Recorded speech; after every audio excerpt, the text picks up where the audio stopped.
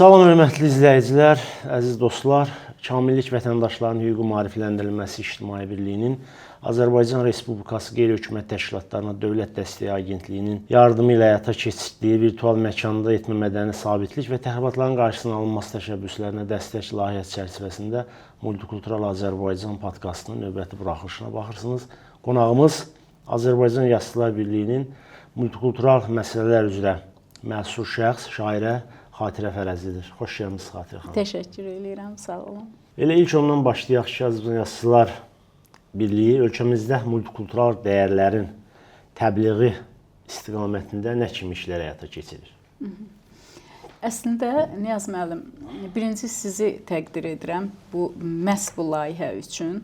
Çünki çox əhəmiyyətli işlər görürsünüz. Bir var, layihə ötəri, keçici bir layihə ola. Amma hər hansı bir efirmi, kinomu, kitabmı, belə layihələr qalıcı olur, əhəmiyyətli olur və çox gözəl bir mövzuya toxunmusunuz. Ümumiyyətlə, televiziyanız əhəmiyyətli, səmərəli bir fəaliyyət göstərir və təşəkkür edirəm mən də dəvət elədiyinizə görə. Multikulturalizm dünyada təzə termin kimi çatdırılsa da, işlənsə də, əslində Azərbaycanda əsrlər boyu kökümüzdən gələn formalaşmış bir dəyərdir. Azərbaycanda bu dəyər kimi formalaşıb və biz, məsələn, mən bu kitabı yazarkən biraz tədqiqat xarakterli axtarışlarım oldu və mən orada dastanlarda gördüm ki, 9-cu əsr, 10-cu əsr formalaşmış, yazılmış dastanlar, indi bizim dastanlarımız o dövrdə yazılıb və dildən dilə, ozanlar vasitəsilə, aşıqlar vasitəsilə, hansı ki o danışan, təbliğ eləyən, o zaman üçün indiki medianı əvəz eləyən insanların vasitəsilə nəsildən nəsilə, əsrdən əsrə ötürülüb və mən gördüm ki, o dövrün yaradıcılığı, o dastanlarımızda nə qədər multikulturalizm ideyaları var, nə qədər sırf humanizm, tolerantlıq, multikulturalizm prinsipləri var oralarda, o dövr üçün. Və təsəvvür eləyin ki, biz necə tolerant xalqıq. Və bunu da, bu dəyərləri də, elə dəyərlər var ki, get-gedə aşılanır, sıradan çıxır, demək olar ki, məhv olub gedir. Amma bunu, məhz bu dəyəri saxlamaq, genişləndirmək, təbliğ eləmək, göstərmək, inkişaf elətdirmək üçün bizim dəyərli yazarlarımız, aşıqlarımızdan başlamış, xalq yaradıcılığından başlamış, üstəgəl klassiklərimiz və dəyərli yazarlarımız bu missiyanı həyata keçirdib. Və bir var, xalqın öz ruhunda olan, öz içindən gələn tolerantlıq, bir də var, hər hansı bir aydınlarımız, ziyalılarımız hansısa bir strategiya formalaşdırır, ona xidmət eləyir, onu inkişaf elətdirir. Bizdə bunun hər ikisi var. Və mən araşdırma zamanı gördüm ki, bizim klassiklərimiz, hansı ki, çox böyük hörmətlə, mən onları araşdıranda biraz, hətta belə biraz göz yaşları tökdüyüm anlar olub və bu adamların əksəriyyəti çox belə kasıb bir həyat tərzi keçirdiblər. Onlar ömürlərin, canların fəda eləyiblər. Millətin inkişafı naminə, millətin irəli getməsi, millətin beynəlmiləlçiliyi, o ruhu, o hansı ki o dəyərlərimizi qoruyub saxlamaq, genişləndirmək, inkişaf elətdirmək naminə, maarifçilik naminə nə qədər onlar ömürlərin fəda eləyiblər. Ədəbiyyatımızda daim bu ayrı seçkili olmadan insanların bir-birinə qarşı hörmət, qarşılıqlı hörmət, hər hansı bir milli məsələ üzrə fərq qoymadan bizim Azərbaycanda fərq heç vaxt olmayıb, milliyyətinə görə insanlara fərq qoyulmayıb və bu çox təqdir olunması, təbliğ olunması, dünya ədəbiyyatına, dünya ictimaiyyətinə çatdırılası bir nümunədir, bir dəyərdir. Yanaşmanız maraqlıdır, amma mən bir şey bilmək istəyirdim. Yəqin ki, siz o auditoriyadasınız, o sahədəsiniz. Bizdə yazıçı və şairlər etnik və dini müxtəlifliyin cəmiyyətdə düzgün təbliği üçün daha nələr etməlidir? Məsələn, sizin gözəl bir kitab əsər qoymusunuz ortalığa. Özü 2 dildədir, Azərbaycan və ingilis dillərinin. Biz bu barədə biraz sonra geniş danışarıq. Ümumiyyətlə, sizin düşüncənizə görə, sizin qənaətinizə görə, müasir yazıçılar, bax, sizin təmsil olduğunuz o ədəbi mühit nə etməlidirlər ki, etnik və dini müxtəliflik cəmiyyətdə daha geniş təbliğ olunsun? Bəli. Əslində, bizdə heç bir fərq yoxdur. Fərqi yoxdur. Yəni hər hansı bir başqa azsaylı xalqın nümayəndəsidir, yoxsa yerli insanlarda fərqi yoxdur. Hətta seçmək olmur ki, kim kimdir.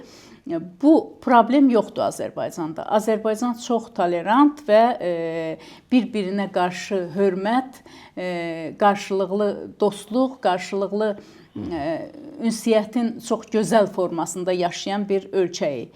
Amma bunları, bu olanımızı, bu dəyərimizi təbliğ eləmək, indiki məsələn yazarların üzərinə düşür bu olan dəyərimizi təbliğ eləyib dünya ictimaiyyətinə çatdırmaq. Ədəbi nümunələr vasitəsilə. Bəli, deməli, yaxşını göstərmək demək lazımdır.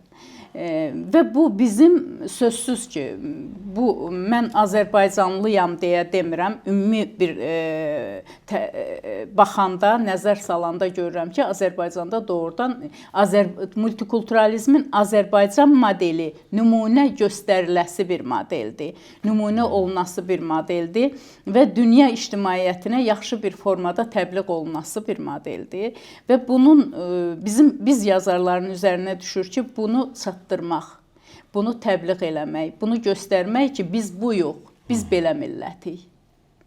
Mənim bu kitabı yazmaq da elə məhz bu prizmadan yola çıxıb bunu yazmışam.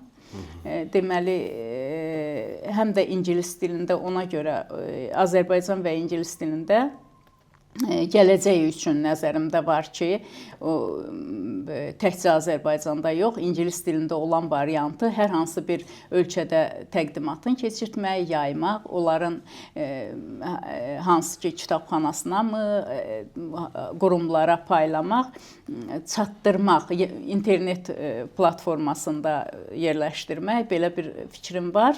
Hələ ki bunları bacarmışam, eləmişəm, amma mənə elə gəlir ki, bilmirəm, necə yaxşı bir iş görmüşəm. Təbii ki, hər bir yazılan əsərin müsbət məziyyətləri həm Azərbaycan oxucusuna, xüsusən də sizin ingilis dilində tərcümə nüsxəsi Azərbaycan modelini tərcümə eləyiblər. Mən Azərbaycan dilində yazmışam. Təbii ki, indi söhbət tərcümədən gedir. Bu modelin xarici auditoriyaya çatdırılması nöqteyi nəzərindən hesab edirəm ki, unikal nümunədir. Bax, informasiya müharibəsi gedir dünyada. Baxmayaraq ki, ətrafımızda təkcə informasiya müharibəsi yox, həm də raket, tank, nə bilim, güllə müharibəsi də gedir. Bizim anlayacağımız real müharibədən söhbət gedir. Amma bunun tərkibində eyni zamanda biz informasiya müharibəsinin gücləndiyi bir dövrdə ədəbiyyat və bədii söz, bu informasiya müharibəsindəki, onun tərkibindəki dezinformasiyaya qarşı, məsələn, elə deyək ki, ölkələrdə yaşayan xalqlara qarşı olan dezinformasiyaya qarşı mən düşünürəm ki, mübarizədə öndə olmalıdırlar. Çünki ədəbi nümunələr bütün evlərə girib çıxır, ədəbi nümunələr bütün platformalarda diqqətə alınır, ədəbi nümunələr hamının oxuduğu nümunələrdir. Riyaziyyatı oxumasa da mütləq hər hansı bir insan ədəbi nümunəyə baxır, oxuyur və bizdə olanları bu nümunələr vasitəsilə həm yerli ictimaiyyətə təqdim eləməliyik, həm xarici auditoriyalara təqdim eləməliyik. Bax, necə ki, sizin multikulturalizm nəzəriyyəsi beynəlxalq təcrübə və Azərbaycan modelini həm Azərbaycan, həm də ingilis dillərində çap etməyizi nümunə kimi göstərə bilərəm. Və bu nümunələrdə Azərbaycandakı multikultural ənənələrin təbliği təkcə indi Xatirə Fərəzlinin vasitəsilə deyil, digər şairə, yazıçı, ədəbiyyatla məşğul olan dostlarımızın və yaxud da ki, vətəndaşlarımızın prioritet mövzusu olmalıdır. Yəni, bu istiqamətdə fəaliyyət göstərmək istəyən və yaxud da fəaliyyət göstərən həmkarlarınıza nə demək istəyərdiniz? Siz dediyiniz məhz informasiya cəbhəsində Bəli. o elə həm də ona xidmət eləyir. Çünki Azərbaycanda olan əsərlərdə multikulturalizm ideyası, tolerantlıq, insanların xasiyyəti, yazı nədir? Yazı tarixdir. Hər hansı, hətta şeir tarixdir. Nəinki publisist yazı, nəinki nəsr, nəinki roman. Və bunları xarici dilə tərcümə eləyib xaricdə yaymaq həm də bizim elə olanımızı göstərməkdir. Bizə artıq heç bir şeyi şişirtmək lazım deyil. Biz əlavə nəsə rəng qatmaq lazım deyil. Bizim olanımız elə dünyaya nümunə olacaq bir yerdədir, qaydadadır. Və biz olanımızı xaricdə beynəlxalq ictimaiyyətə çatdırmalıyıq. Bu özü elə böyük bir xidmət olar. Gənclərimiz indi onlayn platformada məsələn ingilis dilini daha yaxşı bilən, rus dili o qədər də əsasən ingilis dilidir. Və gənclərimiz var. Bunları biraz yönləndirmək lazımdır. Biz əslində çalışırıq belə bir şeylər daha çox yönəlsinlər o sahəyə, o istiqamətə. Amma hər halda bunlar hamısı bir ideyaya xidmət eləyir ki, Azərbaycan dünyada tanınsın və Azərbaycanın olanı, Azərbaycanda olan etnomüxtəliflik və bir-birinə qarşı hörmət, qarşılıqlı hörmət, tolerantlıq nümunəsi dünyada tanınsın. Bax, sosial platformadan danışdıq. Virtual məkanda yayılan nifrət nitqləri olur bəzən və təxribat xarakterli paylaşımlar olur. Bunların qarşısının alınmasında yaradıcı ziyalılarımızın fəallığı nə dərəcədədir? Məsələn, siz bir şairə kimi, multikulturalizm məsələlərinə məsul şəxs kimi, təbii ki, siz də hər hansı bir sosial platformanın üzvlərindən siz çalışırsınız. Bax, bu kimi paylaşımları görəndə, xüsusən də deyək ki, multikulturalizm sahəsində yazan bir yazar kimi nə düşünürsünüz və necə hesab edirsiniz ki, yaradıcı ziyalılar bu kimi təxribatlara qarşı səfərbər olsunlar? Bəli. Sözsüz ki, Azərbaycan hamımızın bildiyi kimi hər tərəfdən düşmən əhatəsindədir və çalışırlar ki, hər hansı bir xırda bir şeydən yapışıb nələrsə eləsinlər insanlarımıza, gənclərimizə, beyinlərin yusunlar və ziyanlı fikirlər yeritsinlər beyninə.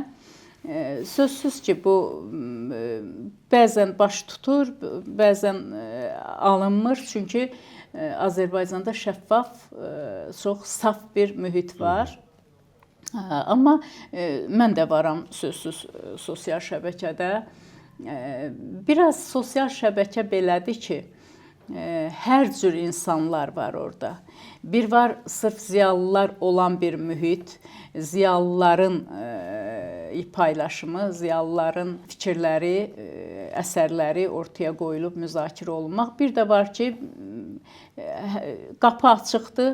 Məsələn, mən Facebook sosial şəbəkəsində varam və orada sözsüz ki, mənim dostluğumda olan insanlar hamısı ziyalı insanlardılar. Mənə çox təsadüfən rast gəlir, amma çalışıram ki, biraz məlumatlı olum. Və bəzən görürsən ki, heç dəxli olmayan adamlar biraz belə tanınmaq xatirinə, mən də varam burada, məni də bir adımı çəksinlər, görsünlər ki, mən də burada belə bir adam var deyə nəsə bir paylaşım eləyir. Və biraz da o tamam bilmirəm, yeridirmi, deyimmi? Buyurun, buyurun. Çox belə son vaxtlar çox geniş yayılıb ki, hər hansı bir insan tanınmaq üçün populyar olmaq üçün, bilmirəm, o populyar sözü biraz mənim xoşum gəlməyən sözdür. Onun üçün çalışır hətta ziyalı adamların içində də görmüşəm mən onu, vəzifəli insanların içində də görmüşəm, burada ad çəkməyəcəm. Amma mən belə rast gələndə məhtəl qalıram, deyirəm, bu nəyə görə belə eləyir ki, bunun adı hallansın, bu biraz insanlar bunu müzakirə eləsinlər, hərə biri müdafiə eləsin, biri əksinə danışsın və bu müzakirədə getsin, bunun adı getsin sosial şəbəkədə. Və onu insanlar da bilmir, o da fikir yazır və bu daha çox hallanır, daha çox gedir internetdə. Belə düşünürsən ki, bu və müzakirələr qızışır. Daha çox qızışır və o adam da məhz o prizmadan yanaşıb yazıb o statusu, yazıb o paylaşımı ki, məni tanısınlar. Hamı məndən danışsın. Deyir, o tənqid də bir şeydir də, nədir? Reklamdır. Bəli. Və elə şeylər də var. Sözsüz ki, ziyalılar öz fəaliyyətləri ilə, öz yazıları ilə, ortaya qoyduğu əsərlərlə, hətta elə olsun sosial şəbəkədə də aktiv olmalıdırlar, mümkün qədər. Biraz sosial şəbəkə yayındırır yaradıcılıqdan. Çalışırıq ki, çox o qədər də sosial şəbəkəyə daha çox aid olmayasınız. Bəli, bəli. Amma məsələn bizim ziyalılarımız var, çox aktivdirlər və çox gözəl də təbliğat aparırlar. Hər hansı bir nüansa müdaxilə eləyirlər və o çox gözəl bir şeydir, yaxşı bir şeydir. Multikulturalizm nəzəriyyə, beynəlxalq təcrübə və Azərbaycan modeli. Biz həm oxucu kimi, həm də ki, deyək ki, Azərbaycanda yaşayan multikultural subyektlərin, milli azlıqların, etnik azlıqların, azsaylı xalqların nümunələri üçün bu kitabda nələr var? Burada deməli, əslində nəzəriyyə, burada multikulturalizmin bir termin kimi ortaya atılmasından başlamış. Mənası, harda yaranıb və nəyə xidmət eləyir, hansı ölkədə multikulturalizm nə dərəcədə təbliğ olunur, hansı səviyyədədir, bunların hamısını çalışmışam burada verim. Mən elə gəlir nail olmuşam. Və bir də beynəlxalq təcrübə, onu da beynəlxalq aləmdə, ölkələrdə başqa-başqa ölkələri ayrı-ayrı vermişəm orada. Və Azərbaycan modeli, ən geniş yer verdiyim Azərbaycan modelidir. Deməli, burada bir belə yaddaş üçün önə çıxartmışam, kimlərdən yazmışam, kitabı vərəqləməyim deyənə. Atalar sözündən başlamış. Bizdə, məsələn, atalar sözü var, el gücü, sel gücü, tək əldən səs çıxmaz. Sonra hərə bir sap versə kasıbın köynəyi olar. Bu elə multikulturalizm elementləridir.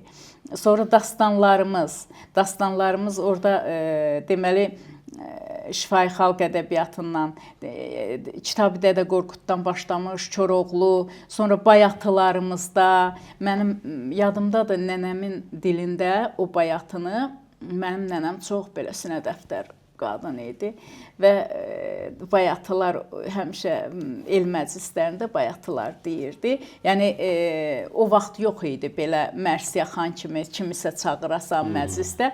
Qadınlar, mən cənub zonasındanam, yardımdanam və otururdular cərgə ilə hər hansı bir yas məclisində və bir bayatı deyirdilər. Sonra hamı bir yerdə onu nəqarət kimi səs verirdilər, onun səsinə səs verirdilər. Və orada mənim yadımdadır ki, deyir, el gəlsin, elə dəysin. Dəysin orada toxunmaq deyil, yoxlamaq kimi. Meh əssin, telə dəysin.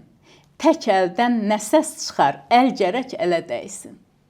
Görün nə boyda söz. Sonra deyir, qərib ölüb götürün, dar küçədən ötürün. Onun ölüm xəbərin öz elinə yetirin.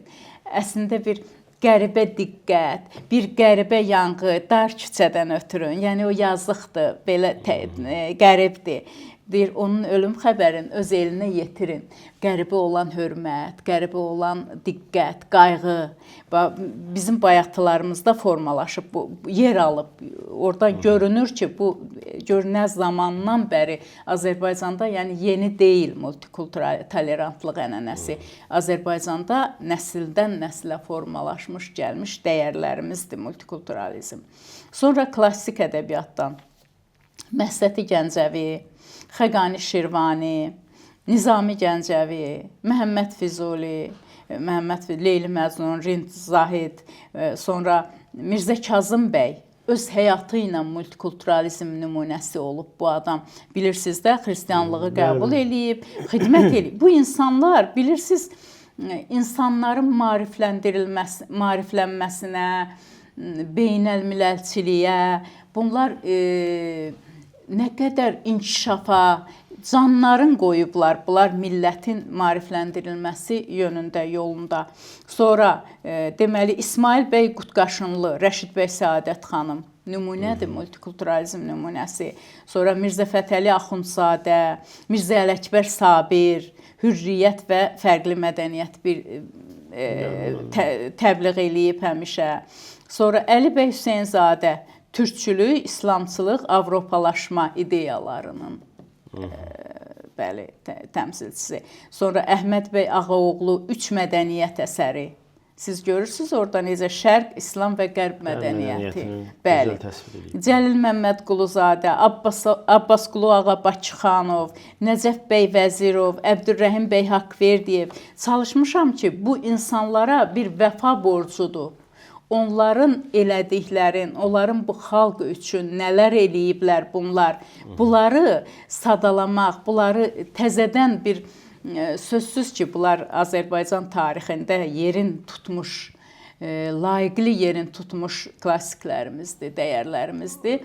Amma dönə-dönə bunlara müraciət eləmək, demək, gənc nəslə təbliğ eləmək, hər hansı bir gənc bunu oxuyanda təkrar gedib oxuyacaq, düşünəcək ki, görüm hələ bir başqa tanıyacaq bu klassiklərimizi. Sonra 19-20-ci əsr ədəbiyyatı, Cəfər Cabbarlı, Qurban Səid, sonra hamımıza məlumdur Əli və Nino. Əli və Nino, mən sizə tamaşaçılara da bir daha xatırladım ki, Qurban Səidin Əli və Nino əsəri bir neçə dildə, yerli xalqlarımızın dilində tərcümə olunub, Talış dilində, Kürd dilində, Tat dilində və ilaxır və s. Və bu işi də Bakı Beynəlxalq Multikulturalizm Mərkəzi tərəfindən aparılıb.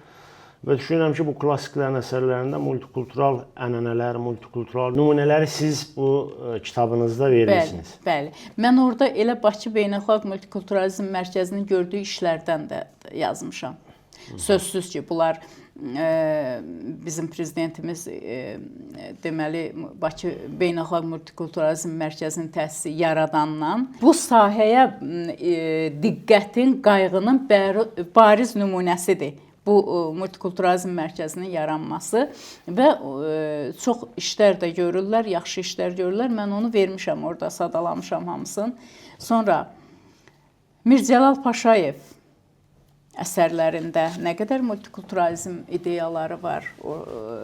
Sonra Rəsul Rızanın Azadlıq heykəli, sonra Səməd Vurğun Zəncirinin arzuları, Nigar Rəfibəyli, Qara ilə Ağın məhəbbəti Sena sahilində deyir, mən gördüm, deyir, Qara ilə Ağın çox bir neçə şeiri var, məhz multikulturalizm ideyalarına xidmət eləyən. Şirməmməd Hüseynov, Cümhuriyyət dövründən deyir ki, deyir, parlamentdə hər bir millətin, hər bir xalqın nümayəndələri bəli var. Cümhuriyyət dövrünün parlamentindən söhbət. Bəli. Böyükağı Qasımzadə, Şota, Ukrayna qızına yazıb. Sonra Şota Rustaveliyə aid şeirlər yazıb. O həm də deməli Ukrayna cəbhələrində vuruşub, müharibə dövründə cəbhə yoldaşları olub müxtəlif xalqların nümayəndələri və bu adam da şairdir, gözəl sənətkardır, müxtəlif şeirlər yazıb. Xeyli mən həm də bir Belarusiyada bir almanaq çap elədilər. Deməli, 41-45 müharibəsində, 2-ci Dünya müharibəsində o mövzuda yazılan şeirlərin rus dilində, sözsüz ki, Belarusiyada kitab çap olundu və Belarusiyada ümumi bir MDB dövlətlərinin dili, ortaq dili rus dili olduğuna görə rus dilində olan şeirlər həm də müharibəyə həsr olunmuş şeirlər. Və mən ora bizim 4 müəllifin şeirin vermişdim. Böyükağa Qasımzadənin də orada şeirin vermişəm. Deməli, Sabir Rüstəmxanlıdır, Süleyman Rüstəmdir, Əhməd Cəmildir, sonra Nurəngiz Günün bir poeması var, müharibəyə aid və Böyükağa Qasımzadə. Deyəsən çox oldu, 4-dən çox oldu. Deməli, sonra Əzizə Cəfərzadə. İnanın, mən Əzizə Cəfərzadənin yaradıcılığını tədqiq eləyəndə gördüm ki, bu adam multikulturalizmə necə xidmət eləyib. Nə qədər əsərləri var Əzizə Cəfərzadənin multikulturalizmdən bəhs eləyən, təbliğ eləyən. Sonra Anar Ağqoç, Qaraqoç, Sabir Rüstəmxanlının Göy Tanrı. Ora bir də insan şeiri var fəlsəfi mövzuda. Sonra Elçin Mahmud və Məryəm. Çingiz Abdullayev, Müəmmalı qətil. Çingiz müəllim elə özü multikultural rus dilində yazır və üstəgəl müəmmalı qətildən mən burada bəhs eləmişəm. O dövrün bilirsiniz də BMT-də baş vermiş, BMT ofisində baş vermiş cinayətdən, onu deməli o əsərdən qidalanıb o cinayətin üstü açılır. Mən başa düşdüm ki, sizdə nümunələr, ədəbi nümunələri çoxdur, amma mən düşünürəm ki, bu ədəbi nümunələrdə Azərbaycanda yaşayan hər bir azsaylı xalq, milli azlıq, etnik nümunə, etnik xalq öz nümunəsini götürə bilər. Tutaq ki, siz Ukraynalılardan bəhs elədiniz və digərlərindən bəhs elədiniz. Həm klassik, həm müasir dövr yazıçı və şairlərimizin əsərlərində bu nümunələri tutaq ki, hər hansı bir avar özünə ayrı nümunə axtarıb tapa bilər. İngiloy hər hansı bir nümunə axtarıb tapa bilər. Tatı, xınalığı, qırızı, eləmi? Burada multikulturalizm nəzəriyyə, beynəlxalq təcrübə, Azərbaycan modeli. Bu ümumi bir baxışdır, monoqrafiyadır. Amma siz dediyiniz kimi məhz bu gələcək var, elə yazılar var, tədqiqat işləri, məsələn, azsaylı xalqların mədəniyyətindən nümunələr. Mən bir neçə kitab görmüşəm, amma daha belə geniş formada, o mənim nəzərimdədir.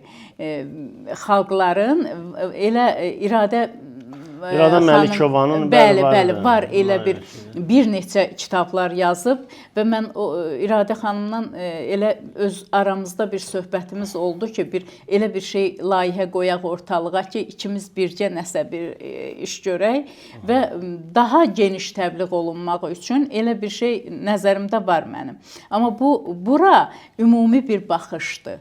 Burada məsələn Azərbaycanda yaşayan azsaylı xalqların bütün demək olar ki, nəzəri formada var burada məlumatlar. Mən də onu demək istəyirdim ki, deyək ki, siz onlarla yazıçı və şairin adını çəkdiniz. Deyək ki, Ukrayna ilə bağlı və yaxud da ki, Belarusla bağlı və yaxud da ki, müharibə dövründə bizim yazıçımızın orada olan digər əsgərlərlə bağlı şeirləri filanları. Ona görə bu nöqteyi nəzərindən dedim ki, kitabda biz hər bir xalq özünə aid hardasa bir nümunə tapa bilər. Tutaq ki, Nigar xanımın şeirindən bir nümunə tapa bilər və yaxud da ki, digər yazıçılarımızın Anarın Ağqoç, Qaraqoçundan bir nümunə tapa bilər. Sabir Rüstəmxanlının Göy Tanrısından bir nümunə tapa bilər və bu nöqteyi nəzərdən dedim. Əslində, hər hansı bir yazıda o qədər bu xalqın böyüklüyümü deyim, xalqda formalaşmış tolerant ənənəmi deyim, hər hansı bir yazıda multikultural nəsə tapmaq olur. Və bu belə ideologiya kimi də yox. Bu insanın öz içindən gəlir, canından gəlir. Sanki ədəbiyyatımızda da bu bir vərdiş halına çevrilir. Bəli, bu artıq hopub Bu bizim duyğularımıza hopub, bizim ruhumuza hopub. Biz hər hansı bir şeiri yazanda heç düşünmədən, hər hansı bir şeirimizi, hər hansı bir əsərimizi vərəqləyəndə orada mütləq bir multikultural hansısa bir ştrix, hansısa bir nümunə tapa bilirik. Nümunə tapmaq olur. Mənim yadımdadır, deməli Azərbaycan Avropa Şurasına təzə qəbul olunmuşdu. Mən onda parlament müxbiri idim. Təxminən bir 20 il əvvəlin söhbətidir. Milli Məclisdə, parlamentdə Avropa Şurasının nümayəndə heyəti ilə bir görüş keçirilirdi. Onlar tələb edirlər ki, Azərbaycanda milli azlıqlarla bağlı qanun qəbul olunsun. Səhv eləmirəmsə, İnsan Hüquqları Komitəsində bu məsələ müzakirə olunurdu. Yadımdadır ki, həmin komitənin də sədri Sirus Təbrizli idi, rəhmətlik. Və Sirus Təbrizli nümayəndə, Avropa Şurası nümayəndə heyətinə dedi ki, bax bu komitənin üzvlərinin 12-11 üzvündən 8-i Azərbaycanda yaşayan milli azlıqların nümayəndəsidir. Bunlar özləri öz fikirlərini desinlər ki, Azərbaycanda belə bir qanuna ehtiyacı var ya yox. Yəni təbii ki, o deputatların hər biri çıxış elədi, deyək ki, Adar Əzəbli çıxış elədi. Sonra ləzgiləri təmsil edən Asiya Manafova çıxış elədi. Mən 20 il əvvəl olan söhbəti çox az, zəif xatırlayıram. Sirus Təbrizlinin özü çıxış elədi və digərləri çıxış edirlər və dedilər ki, bizdə bu cür ayrı-seçkilik qoyulmur da ki, bu milli azlıqdır, bu milli azlıq deyil. Bax, indi sizin dediyiniz məsələyə mən söhbətimi gətirmək istəyirəm ki, hər hansı bir yazıcı və şair düşünmədən o nümunələri əsərlərində qoyur ki, hədəfləmdir ki, mən bunu yazım ləzgiyə görə, mən bunu yazım talışa görə, mən bunu yazım avara görə. O nöqteyi nəzərdən sözün əsl mənasında multikulturalizmin Azərbaycan modeli şair və yazıçılarımızın da əsərlərində geniş əks olunur. Bizim tarixi köklərimizdən gəlir. Bu bizim bir dəyərimizdir. Artıq bizdə formalaşıb, amma məhz dövlət siyasətinə gətirən ümummilli liderimiz Heydər Əliyev 1995-ci ildə qərar səhv eləməsəm qəbul eləyib. Mən orada kitabda vermişəm, ola bilər ili səhv deyim, konstitusiyası alıb. Multikulturalizm barədə konstitusiyada var. Sonra prezidentimiz, cənab prezident multikulturalizm mərkəzini yaradıb, multikulturalizm ili elan elədi və sözsüz ki, Azərbaycanda həm də dövlət səviyyəsində böyük qayğı var, böyük diqqət var. Dövlət siyasətində multikulturalizm xüsusi yer tutur. Bəli, Azərbaycan Prezident İlham Əliyev də çıxışlarında multikulturalizmlə bağlı keçirilən beynəlxalq forumlarda, xüsusən də Bakı forumlarında multikulturalizmin Azərbaycanda Azərbaycan siyasətinin daxili, xarici siyasətinin fərq eləmə bir tərkib hissəsi olduğunu bəyan edir. Və sizin də qeyd elədiyiniz kimi 2016-cı ilin avqustunda multikulturalizm ilinin elan olunması ilə bağlı prezidentin sərəncamı oldu və həmin il çərçivəsində kifayət qədər tədbirlər keçirildi. Ümid edirəm ki, biz söhbətimizi tamamlaya bilərik və həm sizin kitabdan, həm yazıçı və şairlərimizin əsərlərindəki ədəbi nümunələri geniş müzakirə elədik və bu müzakirədən Azərbaycanda yaşayan istənilən multikultural subyektin nümayəndələri də faydalana bilər və eyni zamanda biz ümid eləyək ki, bundan sonraki bizim ədəbi nümunələrdə də bu ənənələr, xüsusən də multikulturalizm və tolerantlıq ənənələri geniş əks olunacaq. Sizin də qeyd elədiyiniz kimi, mənim də xatırlatdığım kimi bu bir vərdişdir, bu bir irsdir, bu bir sifariş deyil və gələcəkdə biz bu nümunələrlə tez-tez qarşılaşacağıq. Qoruyub saxlamalıyıq. Olanımızı təbliğ olunası dəyərlərimizi inkişaf etdirmək, qoruyub saxlamaq, aşılanmağa qoymamaq və həm də təbliğ eləmək, həm də dünya ictimaiyyətinə çatdırmaq, bizi istəməyənlər, bizim əleyhimizə nələrsə yaratmaq istəyən, nələrsə eləmək istəyən insanlara, xalqlara, dövlətlərə göstərmək ki, biz buyuq, biz beləyik. Və həm də bizim layihənin adından da göründüyü kimi, bu kimi nümunələr çoxaldıqca virtual məkanda etnosabitlik, dezinformasiyaya qarşı mübarizə tədbirləri daha da güclənəcək. Çünki var olanı təbliğ etmək, müasir informasiya, kommunikasiya texnologiyalarının daha sürətlə inkişaf elədiyi bir dövrdə vacibdir. Vacib olduğu qədər mütləqdir. Məsələn, elə siz bu əsərinizi indiyə qədər artıq sosial şəbəkələrdə yerləşdirilməliydiniz, internet resurslarında yerləşdirilməlisiniz ki, faydalanmaq istəyənlər faydalansın. Çox sağ olun bir daha. Təşəkkür edirəm Niyaz müəllim. Əziz dostlar, daha bir multikultural Azərbaycan podkastının sonuna gəldik. Podkast Kamillik vətəndaşlarının hüququ maarifləndirilməsi İctimai Birliyinin, Azərbaycan Respublikası Qeyri-Hökumət Təşkilatlarına Dövlət Dəstəyi Agentliyinin maliyyə yardımı ilə həyata keçirdiyi virtual məkanda etmə mədəni sabitlik və təxribatların qarşısının alınması təşəbbüslərinə dəstək layihəsi çərçivəsində baş tutdu. Qonağımız Azərbaycan Yazıçılar Birliyində multikultural məsələlər üzrə məsul şəxs şairə Xatirə xanım Fərəzli idi. Çox sağ olun, sağlıqla qalın.